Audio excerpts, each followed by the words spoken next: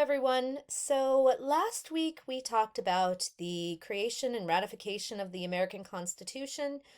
We talked about the first few tumultuous years of the new nation, the presidency of George Washington and John Adams, and then the election of 1800, which ended up being a very pivotal, consequential election.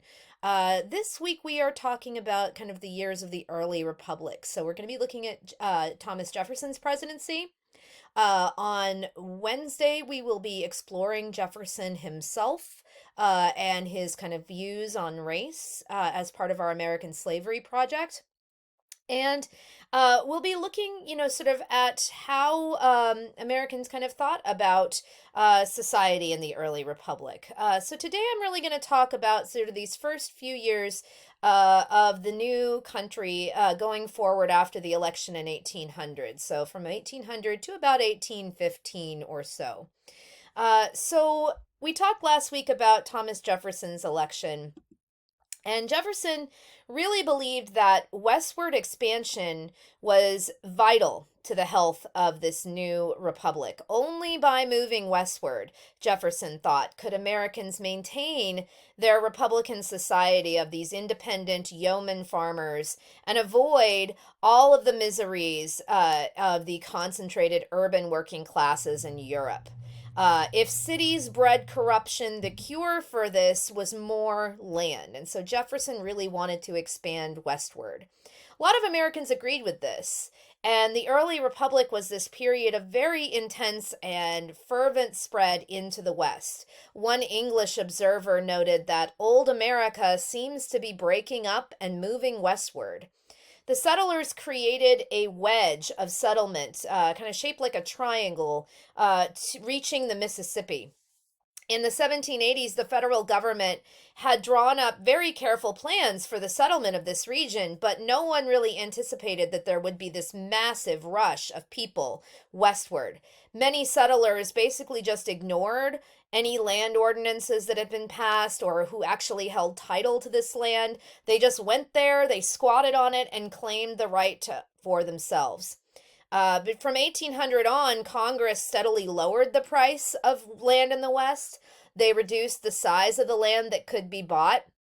And they relaxed the terms of credit in this desperate effort to try to bring the laws in line with the speed with which the lands were being settled. Congress created new territories as well. The Indiana Territory in 1800, Michigan in 1805, Illinois in 1809. In the South, people in the Mississippi Territory created in 1798, they began to move along the river south toward what was then the Spanish-held city of New Orleans. Most of these early migrants traveled only with the labor of their families. But however, in the South, wealthy planters also began to migrate west with their enslaved people. And they quickly ended up buying out any earlier settlers who were already there or purchasing new land in the most accessible and desirable areas. By 1802, slave owners had already purchased large plantations in Tennessee, and cotton pretty quickly becomes the staple crop, which allowed slavery to flourish. I'm going to talk more about sort of the creation of what the so-called Cotton Kingdom in just a bit. The city of New Orleans was really becoming increasingly important to all people who were moving westward. It was the West's major port, and in 1800, New Orleans was held by the Spanish. The Spanish had this pretty vast empire still in North America, but it was gradually weakening. Jefferson and other Americans believed that Spain's presence was so weak now that it was only a matter of time before various pieces of its empire, New Orleans, Florida, maybe even Cuba, fell into American hands. However, Jefferson was also worried because there was a continued British presence on the continent in British North America, which you can see on the map there, Upper and Lower Canada, and also in kind of the far west, the sort of so-called Oregon Territory, that was claimed by Britain, Spain, and the United States. And they were worried that the British might sort of, take over Spain's territories, and that would pose a serious threat to the United States. The Spanish were becoming more and more fearful of American encroachment on their empire. And in October of 1800, the Spanish, under pressure from Napoleon of France, decided to cede the Louisiana territory back to France by making a secret treaty with the French. The French, under Napoleon's leadership, had developed a renewed interest in trying to get back some of its lost North American empire. Not only would the French possession of Louisiana be a big counter to the British, who still held Canada, but it could also help provision its sugar-producing islands in the Caribbean. 70% of France's sugar supply came from the colony of Saint-Domingue. However, the enslaved people in Saint-Domingue, led by Toussaint Louverture, had rebelled against their masters in 1791.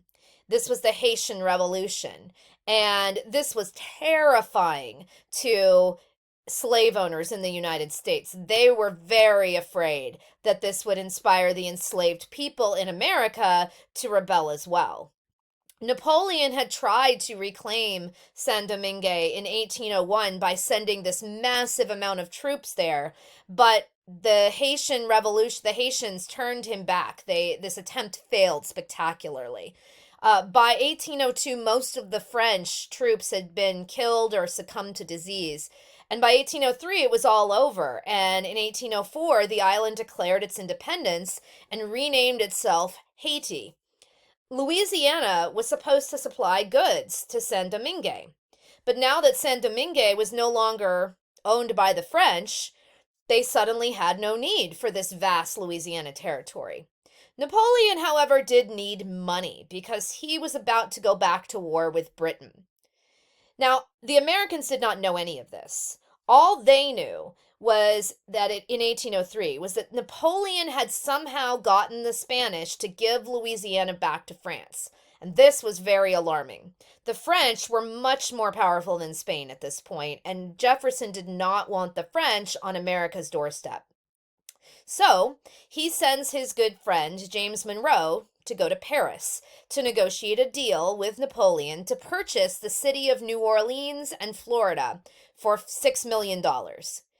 Monroe ends up negotiating a deal for much more than that.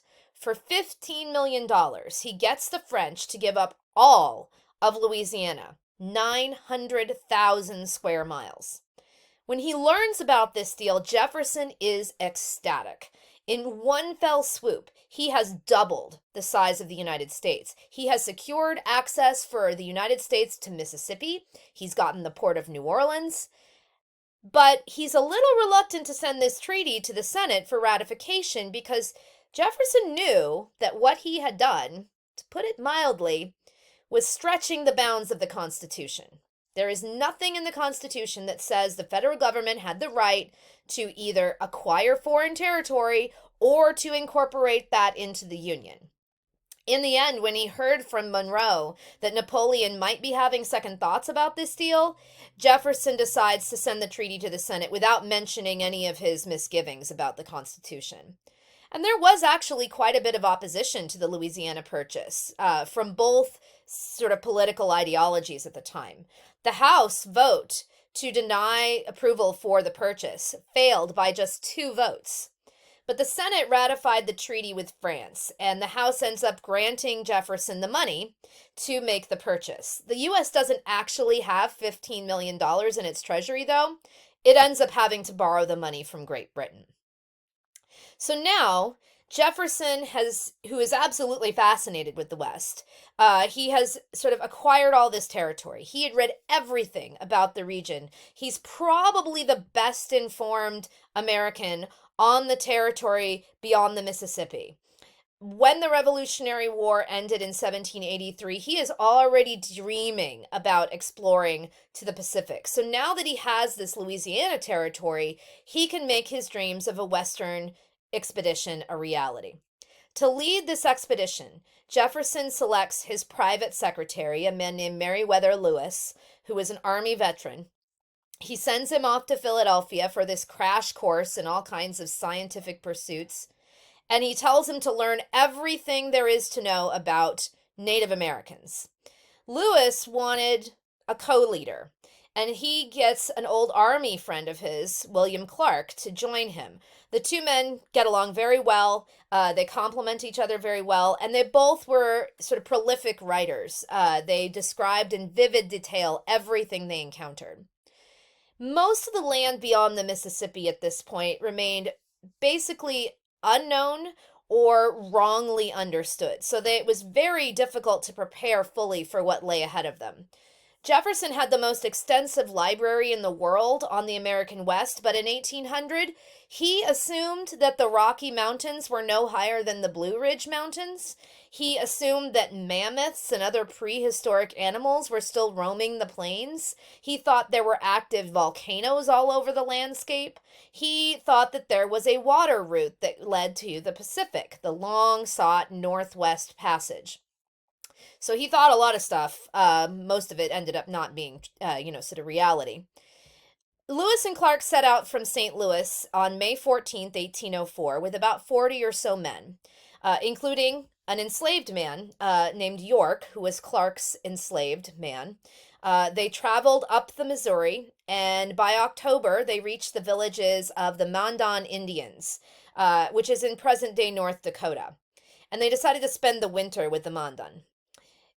Initially, the expedition had a lot of problems communicating with the native peoples they encountered.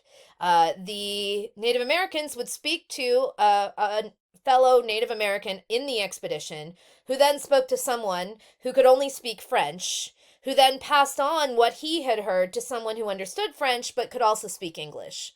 And then they had to repeat this very laborious process in reverse.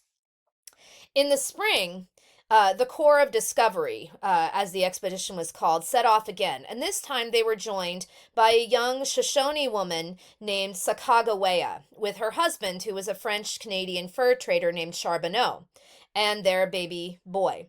Sacagawea had been captured as a girl by the Mandans and had been incorporated into their tribe, but she was originally a Shoshone. And so she could speak the language of the Native Americans that the party would be encountering as they continued their journey. The presence of Sacagawea and her baby was also a sign to the Native Americans that they came in peace. The party then proceeded to the Rocky Mountains, where they were able to get guides and horses from the Shoshone through the help of Sacagawea.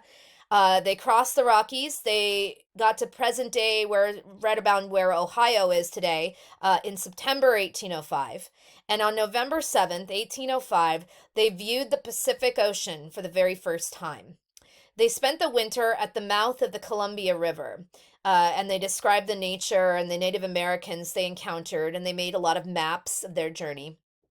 In March of 1806, they began to go back, and they got back to St. Louis in September 1806. The whole journey had taken over 2 years, and nearly everyone at this point had given them up for lost, except Jefferson. He thought that they would return.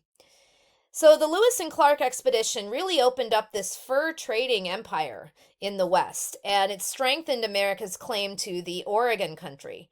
They had been able to also bring back a wealth of scientific information. They had discovered and described 178 new plants and 122 species of animals.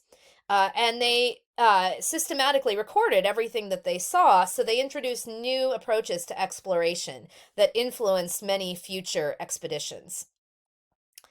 All of this new push to the west and the settlement of the frontier, of course, brings up the issue of dealing with Native Americans who are already occupying all of this land. The question of accessing Indian lands and whether the tribes would submit to the laws and customs and trade of white Americans was a major one for the new nation. This week, we're going to be examining Jefferson's complicated ideas about race when it came to Black people. When it came to Native Americans, though, Jefferson had a much more positive outlook. He believed that Native Americans were, he said, in body and in mind equal to the white man. He outlined his strategy for Indian affairs in 1803 in a private letter that Jefferson wrote to the governor of the Indiana Territory, William Henry Harrison. He said, "Our system is to live in perpetual peace with the Indians, to cultivate an affectionate attachment from them. The decrease of game rendering their subsistence by hunting insufficient, we wish to draw them to agriculture, to spinning and weaving. When they withdraw themselves to the culture of a small piece of land, they will perceive how useless to them are their extensive forests, and will be willing to pare them off from time to time in exchange for necessaries for their farms and families. In this way, our settlements will gradually circumscribe and approach the Indians, and they will in time either incorporate with us as citizens of the United States or remove beyond the Mississippi."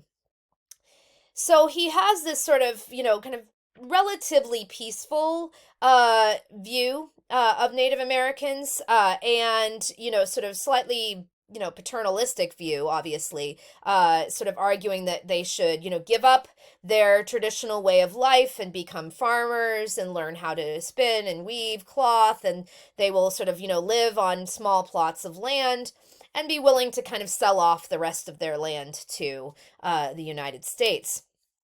And he says, that our settlements will gradually circumscribe and approach them, and they will either become citizens or they will go beyond the Mississippi. So this is sort of Jefferson's kind of private position. In public, however, he had a slightly different tone when he was speaking directly to Native Americans. Here's an example from an address that Jefferson gave to representatives of the Mandan Nation, which was given in 1806. He said, "My friends and children, we consider ourselves no longer of the old nations beyond the great water, but as united in one family with our red brethren here. We are now your fathers, and you shall not lose by the change. I wish to learn what we could do to benefit them," he means the Native Americans, "by furnishing them the necessaries they want in exchange for their furs and peltries. If you will cease to make war on one another, if you will live in friendship with all mankind, you can employ all your time in providing food and clothing for yourselves and your families. Your numbers will be increased instead of diminishing, and you will live in plenty and quiet." So in his sort of address, I think we can see to the Mandan Nation, we can see how his description of the nation's goals is slightly different from that he sort of describes in his letter to Harrison. And of course, he's really trying to kind of assert his racial and cultural superiority over the Mandan here, calling them my children, saying we are now your fathers, and essentially kind of describing this very paternalistic view. So both sort of, documents really, I think, sort of reflect that.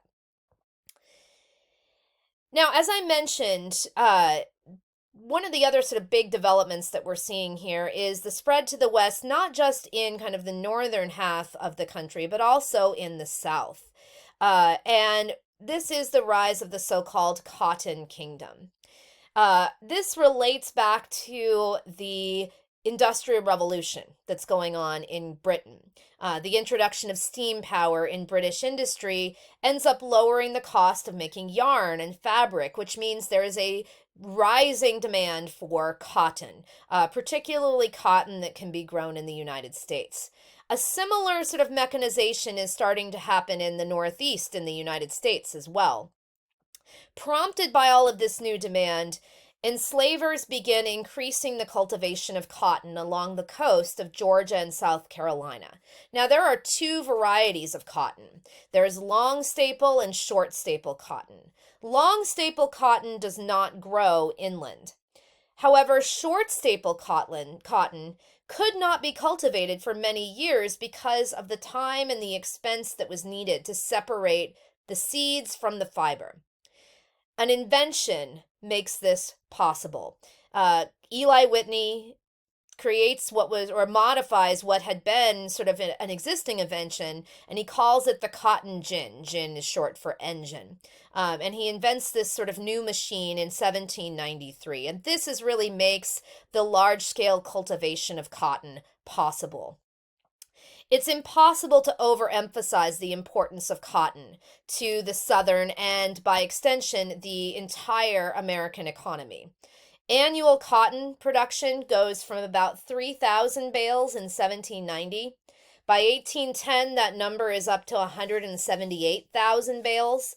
And as we're going to see, just prior to the Civil War in 1861, the number is up to 4 million bales of cotton a year being produced in the United States. About 3/4 of this is being exported to Britain. It becomes America's leading export in the first half of the 19th century, and it's the basis for the growth of the factory system in New England. It plays a huge role in the industrialization of the North, and it creates this insatiable demand for enslaved labor. In some ways, the economic growth of the South follows very sort of national patterns. As the enslavers push west, as they start to speculate in land, they begin to carve their farms, their cotton plantations out of the wilderness. They ship their products to markets in the East and overseas, and they're enjoying the fruits of this unprecedented prosperity. However, economic growth in the South becomes largely based on the increased production and export of this single crop, cotton. And so the southern states end up producing more by putting more land into cultivation, not by developing new technologies or diversifying their economy. So the South becomes this cotton kingdom. And this is really a momentous transformation. Cotton becomes this driving force in expanding and transforming the economy, not just of the South, but of the entire United States. While the growing of cotton comes to dominate economic life in the states of the lower South, the manufacture of cotton textiles is fueling the Industrial Revolution on both sides of the Atlantic. Most of the exported American cotton is going to Britain.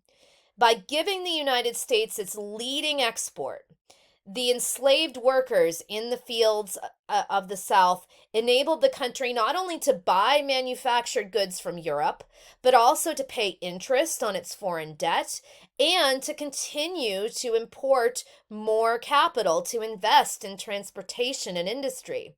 So much of the American and British civilization in the 19th century is built directly on the back of the enslaved field hand in the cotton fields.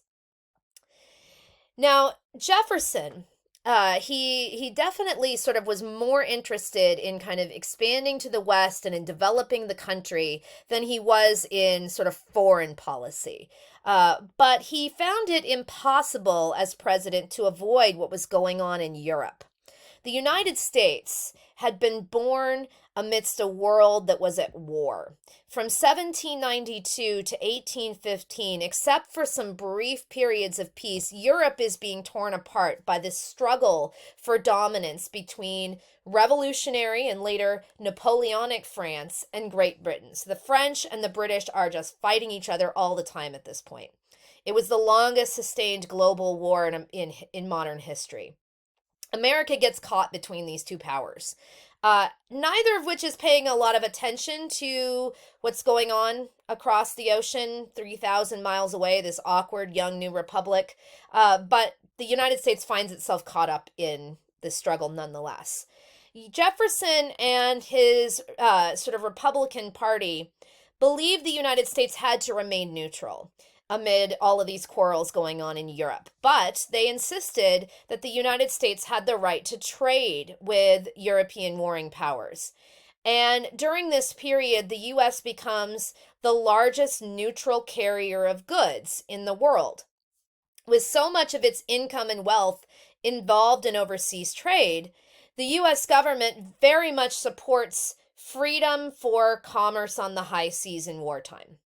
Great Britain, however, does not agree with this idea. The British Navy is the most powerful navy in the world. They control the seas. And so the British government thought that Americans trying to trade with the French and the Spanish, that's actually a big problem. And Jefferson doesn't really like that America is carrying on with this neutral trade, but he devotes most of his energy, his diplomatic energies during his time as president, to defending that neutral trade. He nearly ends up going to war with Britain over it, and it severely ends up damaging his presidency. The first foreign challenge of his administration, though, comes not with Britain, but actually in North Africa. Uh, Piracy in the Mediterranean was a big problem that had been threatening American trade for a number of years. These pirates in from North Africa would capture American ships and they would enslave their crews, which was obviously a big problem. The U.S. had tried to negotiate treaties with the various Barbary states, as they were known, to end these seizures. And this basically resulted in the United States paying an enormous amount of tribute to these pirates of the Barbary states. In 1801, one of these sort of states, the state of Tripoli, believing that it had got a less favorable deal than some of its neighbors, declared war on the United States and began seizing American ships. The U.S. sends its navy to the region and initially does not have a lot of success. The war with the Barbary pirates lasts until 1804, 1805, when the Americans are able to win this very decisive naval victory at the harbor in Tripoli. So if you've ever heard the hymn of the Marine Corps, where it says, from the halls of Montezuma to the shores of Tripoli, that's where the shores of Tripoli line comes from. The Barbary Wars were celebrated by many Americans as a victory over, tyranny and kind of a vindication of their policy of trading around the world. It also marks the United States' first encounter with the Islamic world. The contest with the Barbary states was kind of a sideshow, though. The main act in American foreign policy during this period was America versus the British. In 1803, the war between Britain and France kicked off again. And in 1805, the British Navy began seizing scores of American merchant ships. It wasn't the actual number of seizures that most irritated Americans. It was the British sort of presuming that they had the right to decide what American trade should be permitted or not permitted. And so this kind of was seeming to reduce America to being a colony of Britain again. And the most humiliating grievance for Americans was the British impressment of American sailors. The British would basically board one of the American ships and just say, okay, all of you guys on this ship, you're all now going to come and work on our ship. And Jefferson sort of argued that this was threatening to American sovereignty. By the end of 1807, Britain had seized more than 6,000 American sailors. This number is actually disputed by the British because at this point, nobody's carrying passports, so it's very difficult to tell whether somebody is actually British or American. It's very hard to tell. So, deciding to use trade as a weapon, in December of 1807, Jefferson gets Congress to pass the so-called Embargo Act, which is a ban on all American vessels sailing for foreign ports. Again, here we have Jefferson, this believer in limited government, exercising a lot of federal power here. This legislation was designed to try to pressure the British and the French into allowing America to keep going with its neutral shipping. It ends up being a total disaster. In 1808, American exports plummeted by 80%, and the economy in cities along the Atlantic coast just completely tanked. American shippers began violating the Embargo Act left and right. And unfortunately, neither Britain nor France, who were basically kind of preoccupied with each other, neither one is paying a lot of attention. They don't care that America is trying to kind of place this embargo. And in March of 1809, just before he leaves office and hands things over to his hand-picked successor, James Madison, Jefferson signs the Non-Intercourse Act, which banned trade with only Britain and France, but allowed for trade to resume with either country if they stopped restricting American shipping. So he tries to kind of fix this problem. Jefferson leaves office at a really low point in his career. The Federalists, by this time, were not really much of a force in American politics. They had been on a slow decline as a party since 1800. And he had gotten himself reelected to a second term, and he was even able to ensure that Madison won an easy victory as well. But the Embargo Act had been a disaster. Madison tries to continue Jefferson's policies, but the British are continuing to attack American ships, and in the spring of 1812, he reimposes the embargo. Meanwhile, there's a lot of congressmen in the West are increasingly calling for going to war against Britain. And their calls for war are going to lead us directly into America's first declared war, which becomes known as the War of 1812. The crisis between the United States and Britain is happening at the same time that the relationship between the United States and Native Americans are deteriorating in the West. And this is another factor that ends up leading us into the War of 1812. So, as I mentioned, in 1810, there had been a kind of a new generation of leaders elected to Congress. These are men like Henry Clay of Kentucky and John C. Calhoun of South Carolina. They were younger, they were from a younger generation. They'd been born after the Declaration of Independence, and they were gung ho, all in on expansion and war. They were also very interested in seizing land that was currently being occupied by Native Americans. One of the strongest supporters of Western expansion and pushing Native Americans out was the governor of the Indiana Territory, William Henry Harrison. He was a young guy, very hot-tempered. He had been slowly but steadily negotiating with Native American tribes to gain territory in the Ohio River Valley. Some of the tribes gave up their lands voluntarily, making treaties that signed away more than 100 million acres of land. One leader of the Shawnee refused to sign these treaties. This was Tecumseh. He was relatively young as well. He was only about 42 at this point. But he had seen a lot in his lifetime. He had seen many of the men in his family, his father and his older brothers, die in battle. And he saw himself assuming leadership of his people because there was really no one else at that point who was willing to step up and oppose white settlement and encroachment. He's definitely a fierce warrior, but he's also a moral leader. He refused to make war on women and children. And his big idea was to create, and we've seen this idea before, to create a confederation of Native American tribes going from the Great Lakes all the way to the Gulf of Mexico, a union of Indian nations to rival the United States. He saw the Native American tribes fighting against each other, and all the while they were all losing ground to the U.S. So he's really kind of ahead of his time here because he sees the U.S. picking off the tribes one by one, and the tribes 100 or 500 miles away thought, well, this just isn't our problem. But eventually, it's going to become their problem. So Tecumseh is really sort of forward thinking on this, and he argues that the Native Americans should unify. In August of 1810, Tecumseh and William Henry Harrison meet at Harrison's home in Vincennes, Indiana. Harrison had expected to meet with about 30 Shawnee warriors. Tecumseh brings more than twice that number. Pretty soon the meeting turns into a confrontation.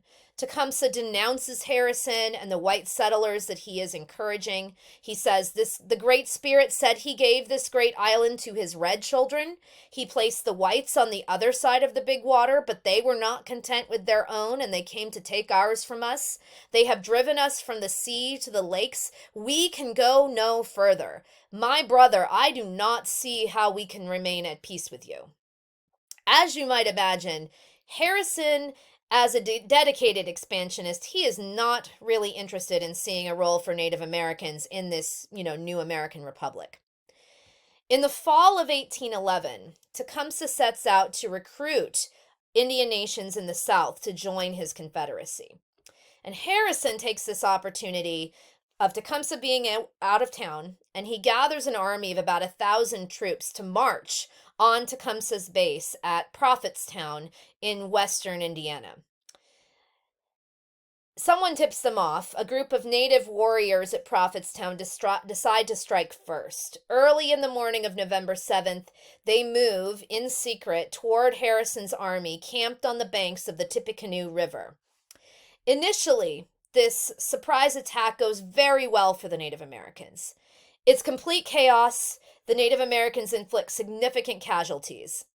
Then Harrison's troops rally and begin to fight back. Eventually, the Native Americans are forced to withdraw. And they inflicted quite a bit of damage, but Harrison's official reports of the battle that he sends back to Washington describe a decisive and glorious victory. And this makes him into kind of a bit of a military legend. The day after the battle, Harrison's troops burn Prophetstown to the ground. His men dig up graves of Native Americans and scalped and mutilated Indian corpses. In the village, they end up finding a cache of British weapons. And this spreads like wild, the news of this spreads like wildfire all throughout the frontier. The press is outraged. The politicians in Washington are like infuriated by this. They've already been calling for war. And this ends up putting President Madison in a really difficult position. He was being pressured by these young war hawk politicians, and he doesn't really want to go to war. Madison was probably one of the smartest presidents that we've ever had, but he was not a terribly effective leader. He had real trouble making decisive calls, and he's not really cut out for cutthroat party politics. So he sends a war message to Congress in June of 1812. He kind of lays out all of America's grievances, and he concludes with, Congress may wish to consider what to do next. The House quickly votes in favor of war. The Senate debates the matter for a couple of weeks. The ultimate vote was very, very close. It was about 19-13. A lot of people realized that it was a pretty foolish thing for the United States to think at this point that they can take on Great Britain, the most powerful navy in the world.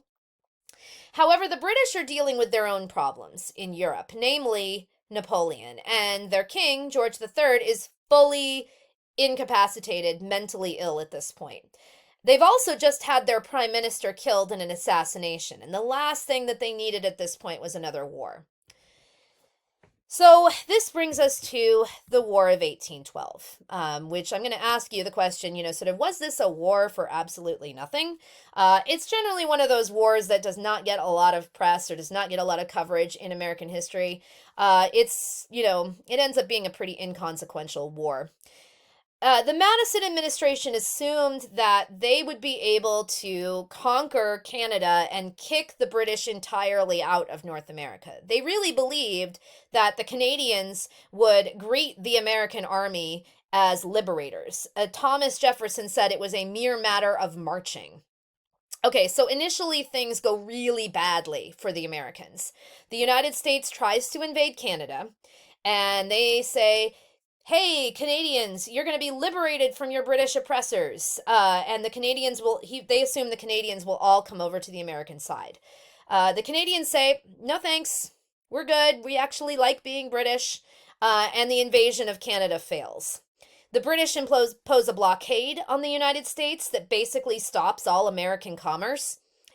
In 1814, once they finally defeat Napoleon, the British are then free to turn their attention over to this little conflict across the pond, and they invade the United States in earnest. British forces seize Washington, D.C., and they burn the U.S. Capitol and the White House. There were a couple of bright spots in the war for the Americans. In August of 1812, the American frigate, the USS Constitution, defeats a British warship after British cannonballs bounce off the sides of the American ship, which gives the ship the nickname Old Ironsides. Commodore Oliver H. Perry defeats a British naval force in September of 1813 on Lake Erie. In 1814, the British try to take the city of Baltimore, but they're turned back when Fort McHenry at the entrance to the harbor withstands the British bombardment. And this is when the sort of young Francis Scott Key composes this poem, The Star-Spangled Banner. It doesn't actually become the official national anthem until the 1930s. The Americans are also fighting Native Americans on the western frontier. Like they did in the Revolution, many of the Native American tribes have sided with the British. In 1813, the sort of pan-Indian forces led by Tecumseh are defeated, and Tecumseh himself is killed at the Battle of the Thames near Detroit by an American force led by William Henry Harrison. In March of 1814, an army of Americans and sort of their allies among the Cherokees and the Creeks, under the command of Andrew Jackson, defeat a group of hostile Creek Indians at the Battle of Horseshoe Bend in Alabama. Jackson's army kills more than 800 Native Americans, and his terms of surrender required the Native Americans, both those who were allied with him and those who he was fighting, to cede 23 million acres of land to the federal government. Jackson then goes on to New Orleans, where he engineers the greatest American victory of the war in January of 1815. When he's fighting this battle of New Orleans, little does he know that the United States and Britain had already negotiated a peace treaty in December of 1814. The treaty basically returns everything to the status quo antebellum. No territory exchanged hands. There was no agreement about impressment or neutral shipping rights. So essentially, nobody got anything that they wanted out of this war. It's a war over essentially nothing. And it's probably why the War of 1812 is very little remembered today. So what is the legacy of the War of 1812? Well, as one historian put it succinctly, the legacy of the war is that there are two big countries, the United States and Canada, on the North American continent, as opposed to one single country. Another legacy is that the war ends up helping the new nation define itself, and it provides America with some very enduring symbols and sayings which have become part of America's public memory of itself as a nation. For Native Americans, the legacy of the War of 1812 is that it diminished their ability to unite together as one people. Another major outcome of the War of 1812 is the final defeat of the Federalist Party. Initially, the outbreak of the war led to a bit of a Federalist revival. There was a lot of anti-war sentiment, and Madison gets reelected in 1812 by a very slim margin. But then in December of 1814, a group of New England Federalists gather together at Hartford, Connecticut, and they talk about their party's long-standing grievances. And in particular, they are really unhappy at the domination of the federal government by Virginians. And they aren't happy that so much attention is being paid to the Western states. So they draw up a proposal known as the Hartford Convention. They draw up this proposal for 7 new constitutional amendments. Things like limiting embargoes and changing requirements for office holding, the declaration of war, and the admission of new states. The convention wasn't really calling for secession or disunion, but it was arguing that the states had the right to interpose their authority if the federal government violated the Constitution. Unfortunately for the Federalists, they had barely finished meeting before word comes of Jackson's stunning victory at the Battle of New Orleans. Jackson becomes this instant national hero, and the Federalists seem like party poopers at this point, and they die out within just a few years afterward. So by the end of the War of 1812, what does the country really look like? In 1815, the largest city in North America was Mexico City. Mexico City at that time had around 150,000 people living there. It had botanical gardens. It had an art academy, a distinguished university. It had lighted streets, paved sidewalks, a public transportation system. Not a single American city could boast of these amenities. Life in America in 1815 is dirty, it's smelly, it's laborious, it's uncomfortable. People spent most of their time working. There was not a lot of opportunity for anything but farming. Shoes were considered a luxury. Most people didn't take regular baths. Inside their houses, it was usually dark. People made their own candles from animal fat. A single fireplace provided all the cooking and heating that you had for a household. During the winter, everyone usually slept in the same room. There was no such thing as privacy. But despite these pretty harsh conditions, most Americans would have considered themselves to be better off than European peasants of the time. Most white Americans lived on farms and they worked land that they either owned or squatted on.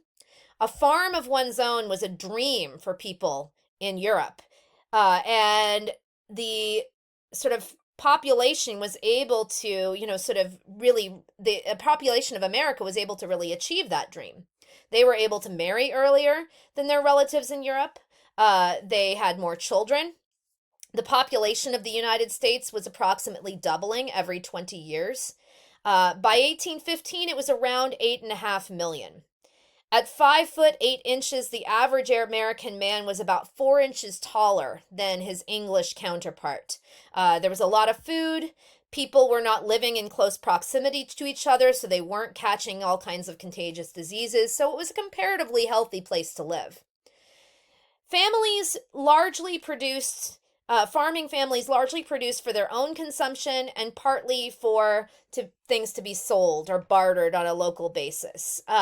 Most families they weren't entirely self-sufficient, but they could not get by with purchasing everything. So they built their own furniture, they made their own clothes, they plowed their fields, they churned butter to sell in the village. All of this is part of the job of a farmer and his family. And they would grow food for their own consumption and then also supplement this with something that they could sell. And they, tended to, kind of sell this either sort of on a local basis or, maybe sell to somebody who would then transport their crop to be sold, thousands of miles away. In the America of 1815, it was a difficult place to get around. There were kind of short, unpaved roads that connected family farms with towns. These roads were muddy when it rained. It was dusty when it was dry, frequently impassable. Most of the long distance travel and commerce went by water. To transport a ton of goods by wagon to a port city, maybe 30 miles inland, that would cost $9 in 1815. For that same price, those goods could be shipped 3,000 miles across the ocean. To get from New York City to Cincinnati in Ohio took 19 days. And this meant that communication was also restricted. It was difficult to get news. It was difficult to control your armies in the field. It was difficult to organize protests against government action. So it was not a modern country. It was a very rural nation. It was very, sort of essentially living kind of still basically in the 18th century. The War of 1812 had sort of inspired this outburst of nationalist pride, but it also revealed how far the United States really was from being a truly integrated country. The Bank of the United States had gone out of business when its charter expired in 1811, so the country didn't have a uniform currency, and it was almost impossible to raise money for the war effort. Transportation was still in a very primitive state, so it was really hard to move men and goods around the country. A shipment of supplies from New England had taken 75 days to reach New Orleans. During the war, trade with Britain had been suspended, so there was a lot of domestic manufacturing enterprises that had sprung up as a result. And now that the war was over, they were facing intense competition from low-cost imported goods. So there's this new generation of Republican politicians, including men like Henry Clay and John C. Calhoun, who had led the calls for war in 1812. They really came to believe that these domestic industries deserved national protection. So in December of 1815, President Madison puts forward a blueprint for government-promoted economic development that comes to be known as the American System. That name was actually coined by Henry Clay, whom you can see here. Clay's system, this idea of the American system, kind of had three pillars to it. It called for a new national bank. It called for a tariff on imported manufactured goods. and federal financing of internal improvements, roads, canals, all kinds of things like that. Calhoun put it this way. He said, "Let us bind the nation together with a perfect system of roads and canals. Let us conquer space." Congress enacted this internal improvements program only to have President Madison veto it on the eve of his retirement from office. Madison had changed his mind, and he believed that it was dangerous to allow the national government to exercise powers that had not been explicitly mentioned in the Constitution. But the other parts of his plan do become law. The Tariff of 1816 offers protection to goods that could only be produced in the United States, especially cotton textiles. And in 1816, they create a new Bank of the United States with a 20-year charter from Congress. So this is going to set us up for what becomes known as the beginnings of the American Industrial Revolution. And that is kind of what we're going to be talking about next week. All right, so what should you do before coming to class on October 23rd? You want to make sure to read Chapter 7 in your American Yawp textbook and make sure to complete the reading quiz.